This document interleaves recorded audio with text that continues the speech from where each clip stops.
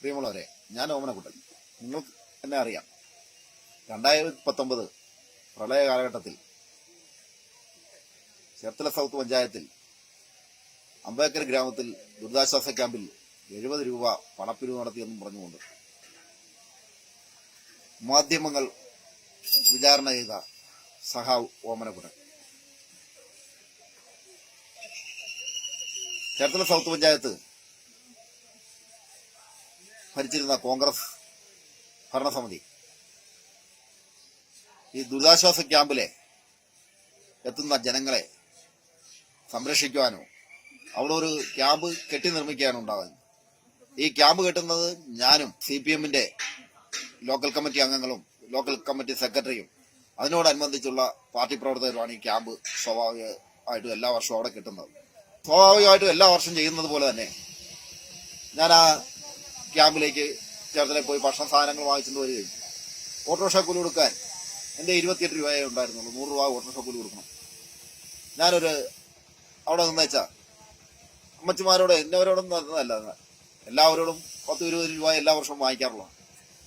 ഞാനത് വാങ്ങിച്ചുകൊണ്ട് ഈ ഓട്ടോറിക്ഷ കൂലി കൊടുക്കുവാൻ നോക്കിയപ്പോൾ അവിടെ നിന്നൊരു BJP പ്രവർത്തകൻ ഇത് വീഡിയോയിലാക്കി മാധ്യമങ്ങളിലേക്ക് കൊടുക്കുകയും മാധ്യമങ്ങൾ അന്ന് തന്നെ അതിന്റെ പേരിൽ എന്നെ കുറ്റവിചാരണ ചെയ്യുകയുണ്ടായി. മാധ്യമ വിചാരണ നേരിട്ട് ഞാനൊരു സാധാരണ കൂലിപ്പണിക്കാരനാണ്. ഞാൻ അന്നന്ന് പണിയെടുത്തുകൊണ്ട് വന്ന് അരി വാങ്ങിച്ച് കഞ്ഞി വെച്ച് കുടിക്കുന്ന ഒരു സാധാരണക്കാരായ ഒരു പാഠശാല. എൻ്റെ 2 പെൺകുഞ്ഞുങ്ങൾ 3 ദിവസത്തേക്ക് ഭക്ഷണം പോലും കഴിക്കാതെ, വെള്ളം പോലും കുടിക്കാതെ, എൻ്റെ വീട്ടിൽ കഞ്ഞി പോലും വെക്കാതെ ആണ് ഈ മാധ്യമ വിചാരണ അപമാനം നേരിടേണ്ടി വന്നത്.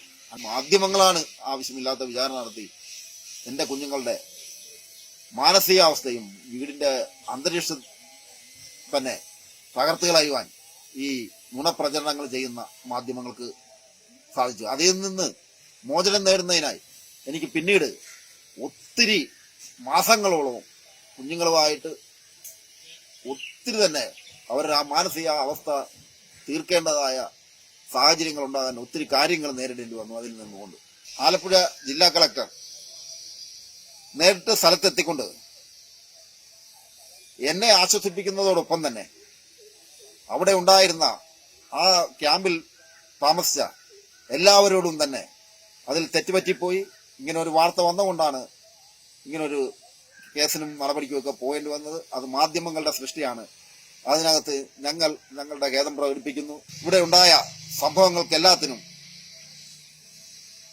മാപ്പ് ചോദിക്കുന്നു എന്ന് ആലപ്പുഴ ജില്ലാ കളക്ടർ വരെയും ആ ക്യാമ്പിലെത്തി പറയുകയുണ്ടായി. ഞാനിത് പറയുന്നത് നമ്മൾ മാധ്യമങ്ങളുടെ നുണ എത്രത്തോളം വളർത്തി വലുതാക്കി എന്നുള്ളത് ഒന്ന് ജനങ്ങളെ ബോധ്യപ്പെടുത്തുവാൻ കൂടി വേണ്ടിയാണ്.